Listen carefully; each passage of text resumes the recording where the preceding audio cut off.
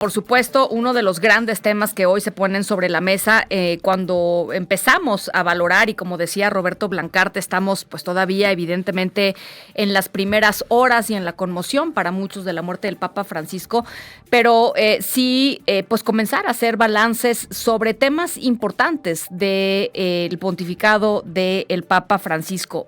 Algunos de los temas que tienen que ver con el derecho de las mujeres a decidir sobre sus cuerpos, por supuesto, con el derecho de las minorías LGBTQ+, el sacerdocio de las mujeres, en fin, temas polémicos, temas no resueltos dentro de la propia Iglesia Católica y de los cuales el Papa tenía a veces posiciones muy firmes y en otras posiciones francamente y abiertamente contradictorias.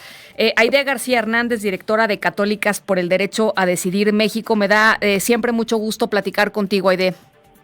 Hola, ¿cómo estás? Cuéntanos un poquito qué es lo que, cómo estás viendo en estas primeras horas, pues después del anuncio de la muerte del Papa Francisco, estos temas que pues han acompañado a la Iglesia los últimos años, Aide. Sí, pues desde Católicas por el Derecho a Decidir México, pues reconocemos que si bien el Papa Francisco fue un papa que no estuvo exento de estas contradicciones y limitaciones institucionales, también creemos que su voz abrió muchas puertas de esperanzas para millones de personas creyentes que anhelábamos un cambio en la Iglesia Católica. Y me parece que el Papa Francisco respondió de alguna manera a esas posibilidades de cambio, efectivamente, como bien lo decías, con las personas LGBTQ+, también permitió la bendición de parejas del mismo sexo, que nos parece fue un acontecimiento muy importante. También apoyó públicamente las uniones civiles de estas personas, donde también afirmó en varias ocasiones que las personas LGBTQ+, son hijos de Dios. Y me parece que estos reconocimientos fueron muy importantes para las personas de la diversidad sexogenérica. Y en el ámbito de las mujeres también teníamos mucha expectativa en términos de los cambios que siempre hemos demandado como católicas por el derecho a decidir y como feligresía también. Y nos parece que también una de las cosas importantes es que, por ejemplo, dio una muestra de nombrar a una mujer a un alto cargo en la curia romana, ¿no? Por primera vez en la historia, el Papa nombró a una mujer como subsecretaria del Sínodo de Obispos, sí, puestos que habían sido tradicionales históricamente por varones, y creo que estos cambios también fueron importantes. Sí.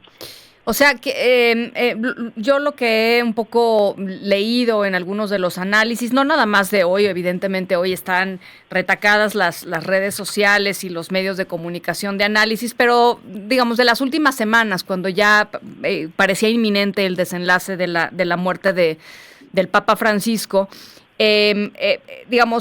un hombre que abrió ciertos espacios, aunque quizá no del todo o no como muchos de los grupos sobre los que habló o con los que trató hubieran querido, en términos del cambio y la profundidad de ese cambio, ¿no? Pero sí lo abrió, o sea, finalmente, pues por lo pronto reconocer al otro, Aide. Sí, sin embargo, me parece que lo que mencionó, lo que visibilizó en términos de lo que significaba o lo que significa la voz del Papa, me parece que fue muy importante en la Iglesia.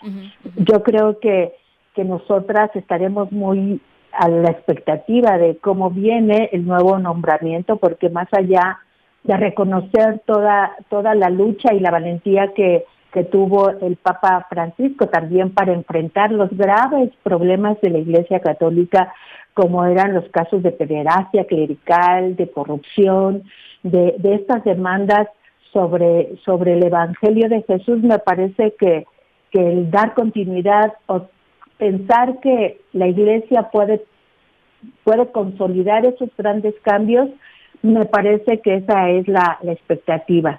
Sin embargo, creo que este avance que hemos tenido durante este pontificado del Papa Francisco fueron importantes, muy simbólicos, que también generó mucha reconciliación con personas de la diversidad sexogenérica con la Iglesia Católica. Mucha gente regresó a la Iglesia por los mensajes de esperanza, de justicia que dio el Papa Francisco. Quizá uno de los temas, y bueno, no me atrevería, digamos, a poner un ranking en términos de los temas y de su importancia. Todos son importantes en sí mismos porque estamos hablando de derechos humanos de las personas, pero uno de los asuntos en los cuales otras iglesias han dado pasos importantes, por ejemplo, es en el tema del sacerdocio, las mujeres. Sí, lamentablemente la Iglesia Católica todavía no se ha atrevido a ese cambio. Lo más que se ha hecho es pues reconocer que las mujeres juegan un papel importante en la Iglesia y que por eso fue nombrada una mujer en el Sínodo de Obispos, pero bueno, todavía nos hacen es necesario otros cambios importantes como justamente reconocer el sacerdocio de las mujeres. Claro. Que yo no sé si en esta Iglesia Católica en los próximos años se pueda dar, esperemos que sí, pero bueno, estos son los grandes desafíos que tenemos ahora que enfrentar como Iglesia Católica y como Iglesia, como en su conjunto, como comunidad de creyentes. Aide, te agradezco muchísimo estos minutos, era importante tu voz, muchas gracias. Muchas gracias a ti, buenas noches. Gracias, Aide García Hasta Hernández, directora de Católicas por el Derecho a Decidir. Si no la siguen, síganlas en redes sociales y por supuesto todo el trabajo que hacen desde desde la creencia en los preceptos católicos, pero con una visión mucho más liberal y progresista de los derechos humanos. Rápidamente decirles, la Nunciatura Apostólica en México abrió sus puertas para que las personas que así lo deseen puedan ir a la nunciatura, y habrá ahí un libro de condolencias. Nos reportan que ya están empezando a llegar algunos fieles para ofrecer sus respetos, las condolencias, oraciones a través de veladoras y flores allá en la sede de la Nunciatura Apostólica, que está en la colonia Guadalupeín, ¿no? Al sur de la Ciudad de México. Ahí está la Nunciatura Apostólica. Las 7:20.